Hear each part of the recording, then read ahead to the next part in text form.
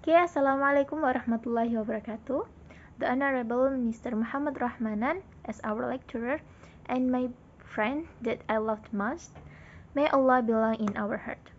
First of all, may we say thank you to our God, Allah, that give us healthy body to attend to this meeting. Secondly, salawat and salam may we send to our Prophet that show us to the best way to be human being. Okay, we are from fifth group, that me, Afla Rifki and Afaf Zakia. Please listen to our presentation. Thank you. Okay, we move to the table of content. The material that we want to explain in this presentation is 1. The dynamic of fikih knowledge, the division, and then fikih of ibadah, fikih jinayah, fikih muamalah, fikih siyasah, and environmental fikih or fikih al-bi'ah. Okay, then we move to the dynamic of fikih knowledge division. We divide it to three times. First, the time of the Prophet. Second, time of friends, and the third is the time of Imam Mujtahid. Okay, the first, di masa Rasulullah.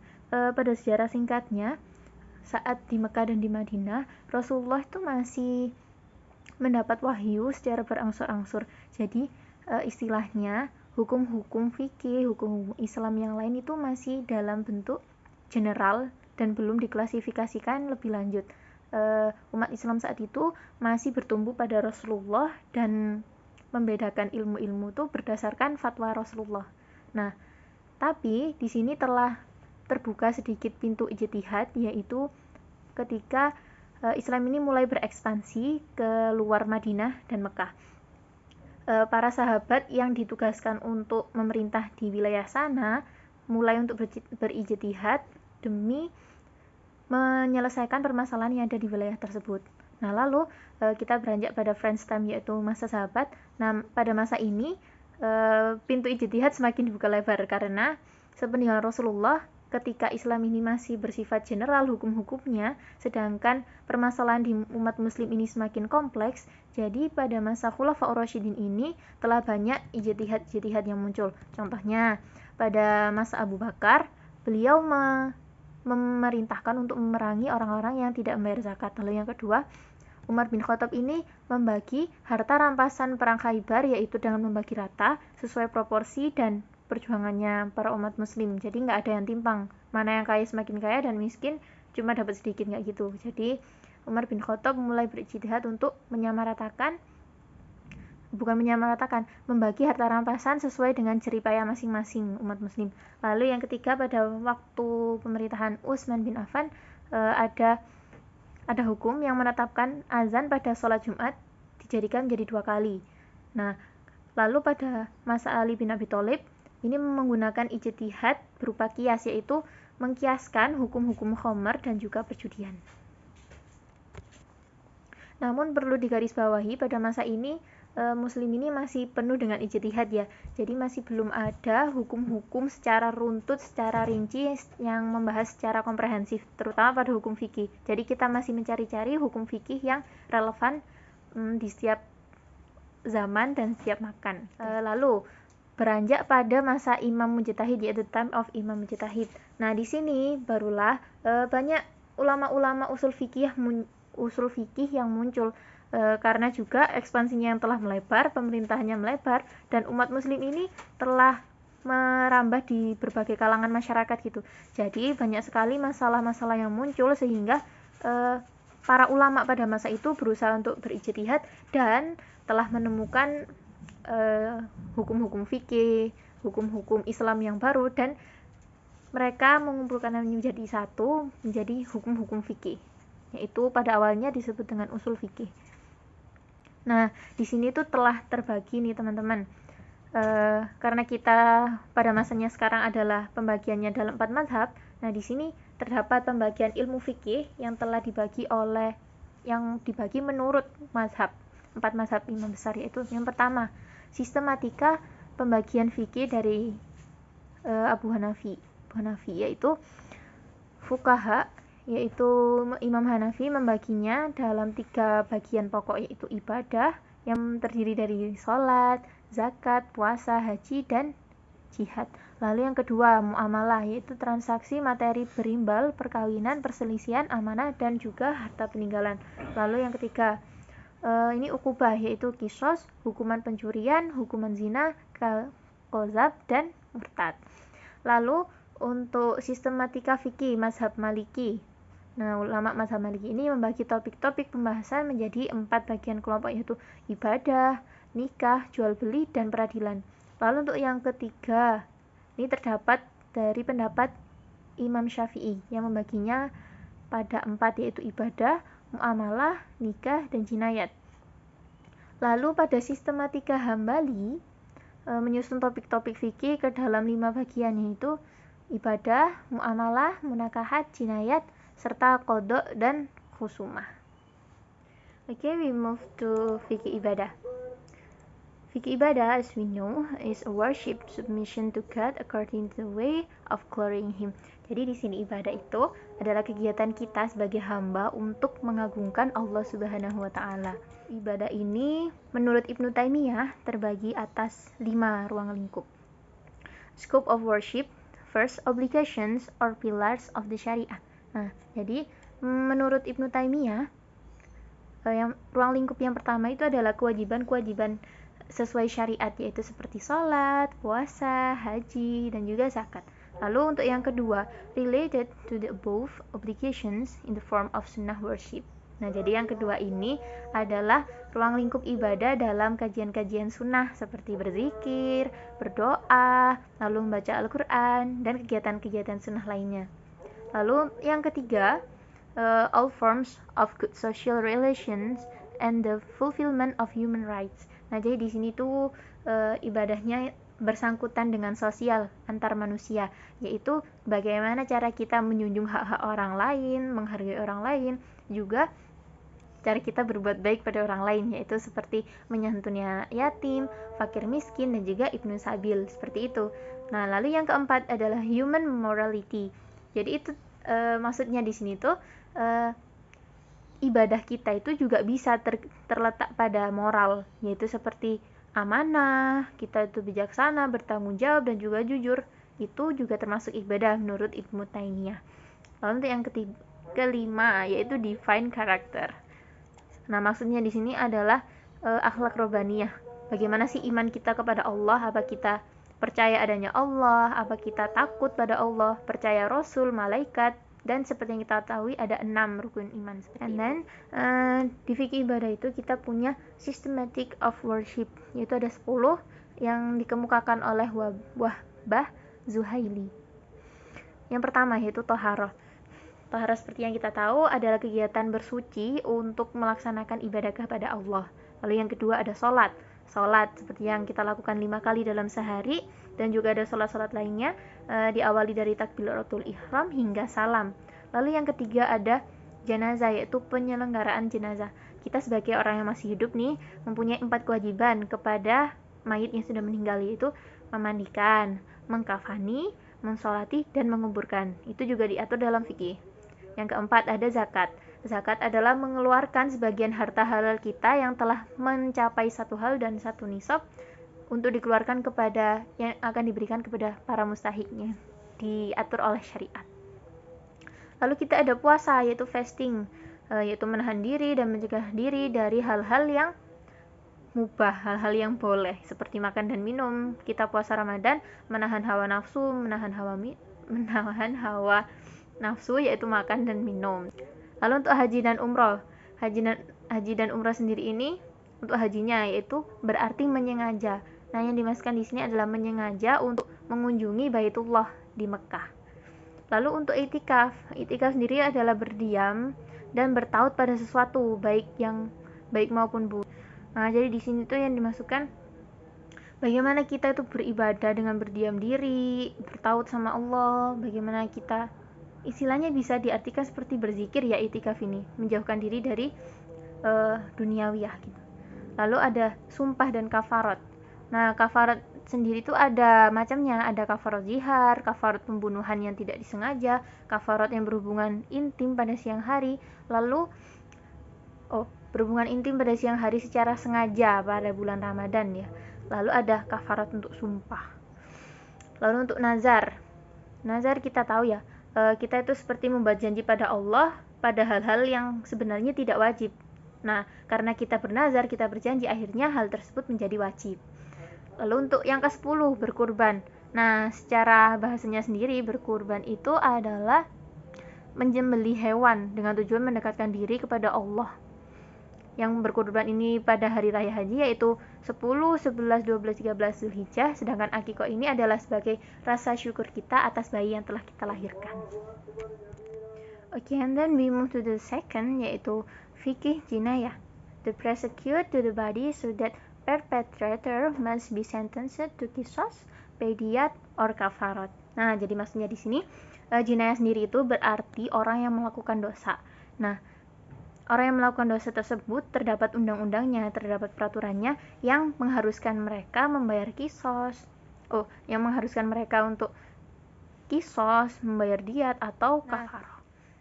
Di sini menurut Abdul Qadir Audah, jarimah atau jinayah itu terbagi atas 3, yaitu ar-rukn al-syar'i, ar-rukn al-maldi, dan ar-rukn al-adabi. Nah, yang pertama ar-rukn al-syar'i, yaitu bisa disebut dengan unsur formal.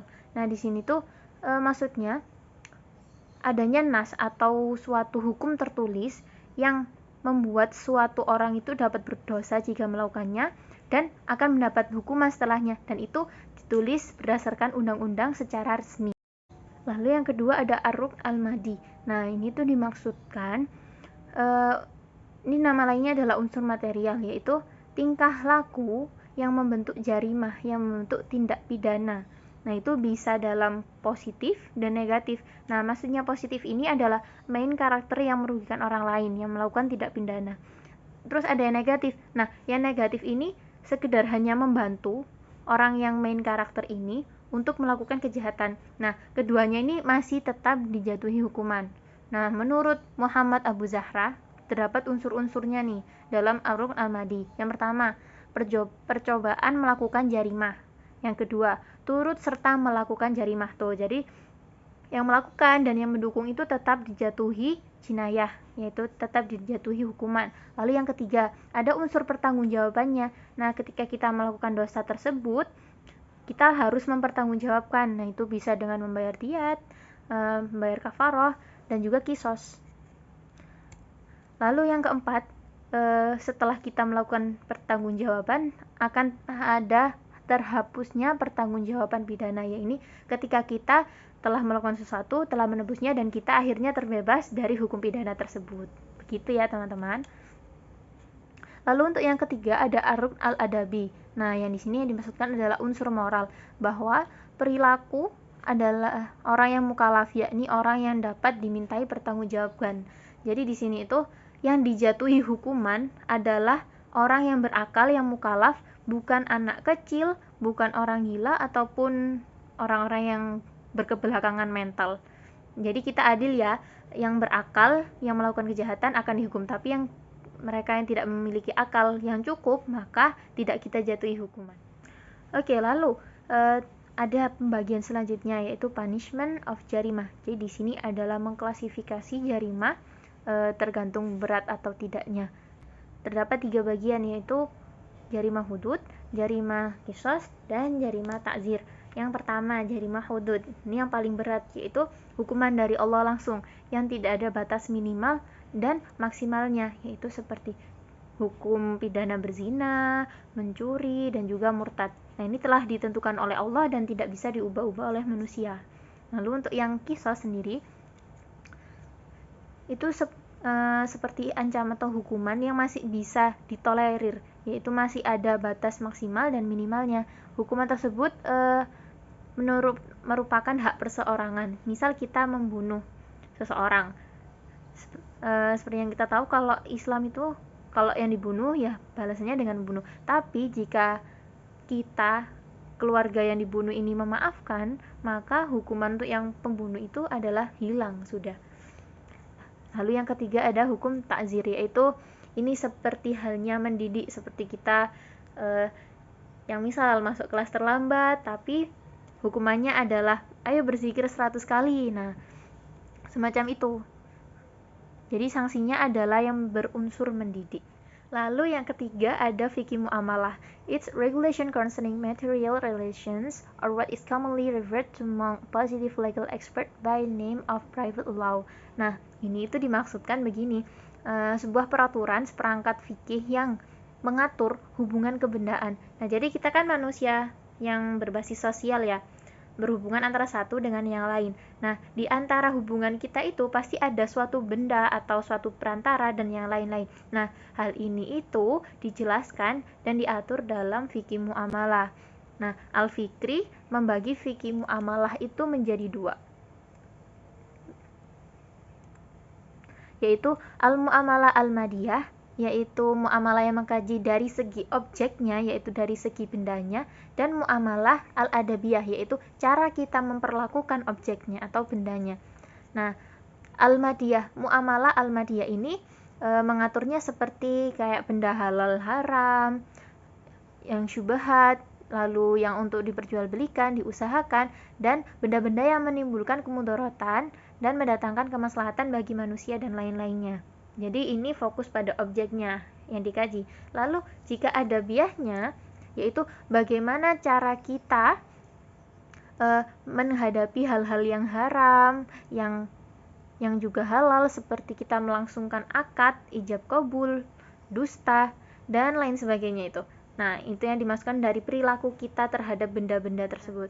Selain pembagian dua fikih di atas, terdapat nih beberapa kegiatan yang menyangkut pada kebendaan itu, yang menyangkut pada muamalah. Di sini sebenarnya banyak sekali penjelasannya, banyak sekali cabang-cabangnya.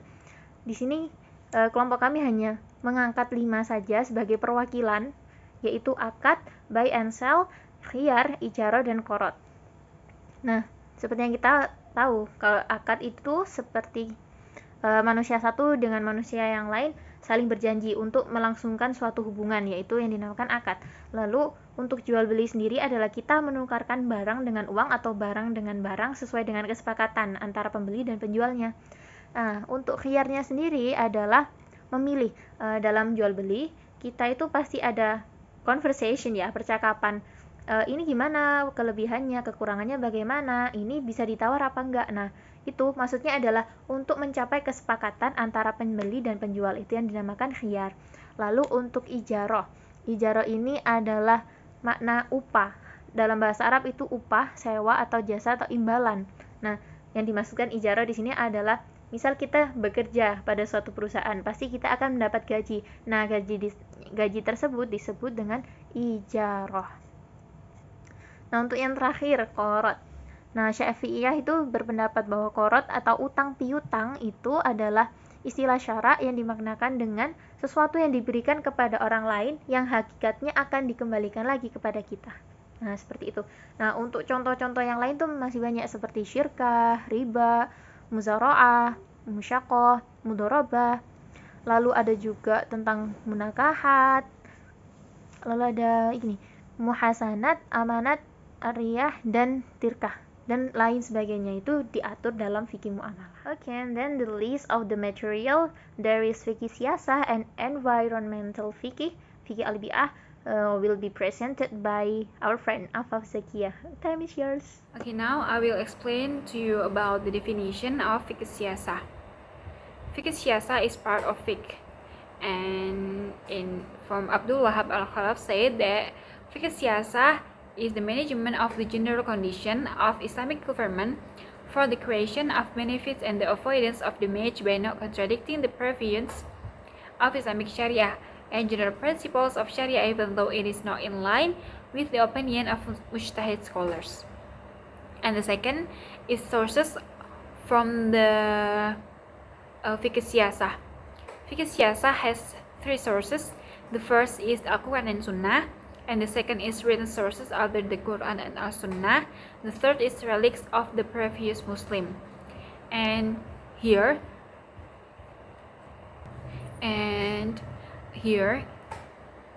Ahmad Sugarja, who reveals that sources of fikih siyasah studies comes from humans in themselves and their environment, such as the views of political experts or the habits of the people concerned, local customs, past experiences and rules that have been made before. Jadi di sini terjadi perbedaan dengan pendapatnya Ahmad Sukarja, bahwasanya di sini Ahmad Sukarja itu mengatakan kalau fikih siasa itu datang dari manusia itu sendiri dan dari lingkungan manusia itu sendiri. Contohnya itu seperti dari hukum yang memang sudah ada, lalu kebiasaan-kebiasaan dari manusia-manusia itu sendiri. And the next is method of fikih siasa. The method of fikih siasa, there are 7 methods. The first is qiyas, the second is maslahah, and the third is mursalah. The fourth is istihsan, the fifth is istishab, the sixth is zari'ah, and the last is urf. Okay, the next is development of fikih siyasah. Development of fikih siyasah, there are 3 era. The first era is classical era, the second is Middle Ages, and the contemporary era. This is examining the stage of Muslim political thought according to Munawwir Ghazali.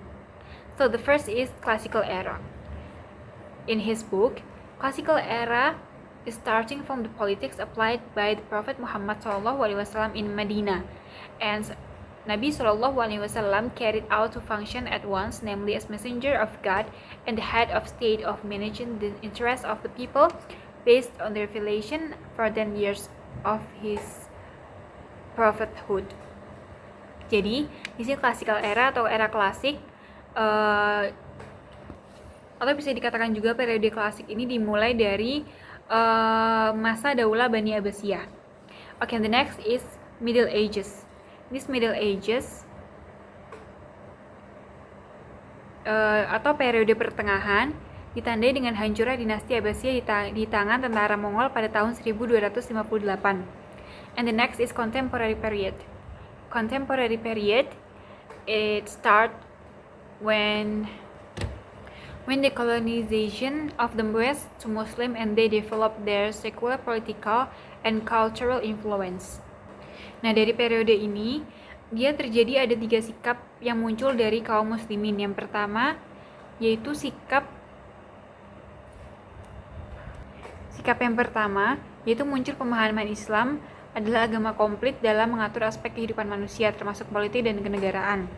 Lalu sikap yang kedua, mereka berkeyakinan bahwa Nabi Muhammad SAW adalah sosok pribadi yang mendirikan negara Madinah dan perilaku Al-Khulafaur Rasyidin sebagai tata nilai kenegaraan. Dan ada juga yang menerima dan meniru paham sekuler yang dikembangkan oleh Barat. And then the next is environmental fiqh atau fiqh al-bi'ah. Jadi di sini fiqh al-bi'ah adalah gagasan fikih lingkungan. The basic principles of the obligation to protect the environment from the fiqh perspective. The first is maintenance of soul body honor or hifz al-nafs. The first, maintenance of soul body honor or hifz al-nafs. Life in the view of fiqh is something noble and very valuable. Life is the basic human capital to fulfill its function and determine its value and dignity. Therefore, Islamic teachings give many warnings to humans to use the basic capital as carefully as fully as possible. And the second is the life of the world is not a goal. The life of the world is a means that wasilah in achieving in order to reach the pleasure of Allah Subhanahu wa Ta'ala to the eternal afterlife. The third is production and consumption must comply with the standard of human needs, had al-kifayah. Exploiting natural resources excessively or israf, greedy or tama, and unnatural is dangerous or forbidden. The fourth is the harmony and balance of nature or ecosystem is absolutely reverses. Disrupting and destroying ecosystems is the same as destroying life entirely. So the fifth is all creatures are noble or muhtaram. Anyone is prohibited from exploiting or torturing all kinds of creatures that cause life to be disturbed. Even wild animals are not allowed to be killed as long as they don't attack or threaten someone's life. Sixth is the human are actors in managing the universe, or said they are a mukallaf and will be held accountable for all their actions both in his world and hereafter. Al-Yafi also added that natural resources such as water, land, and air are very much considered by Islam for the preservation of all living things. It is even used as an important tool that is very decisive for the perfection of one's faith. And the last one is Maqasid al-Shari'ah. There are 5 Maqasid. The first is Hifz ad-Din atau menjaga agama. Yang kedua adalah Hifz an-Nafs, menjaga jiwa. Yang ketiga ada Hifz al-Aql, aku menjaga akal pikiran. Yang keempat ada Hifz al-Mal, menjaga harta. Dan yang kelima ada Hifz al-Nasl atau menjaga keturunan. Okay guys, that's all from us. And thank you for your attention. If you have any question, just ask it in the discussion session on the e-learning. Okay, wassalamualaikum warahmatullahi wabarakatuh.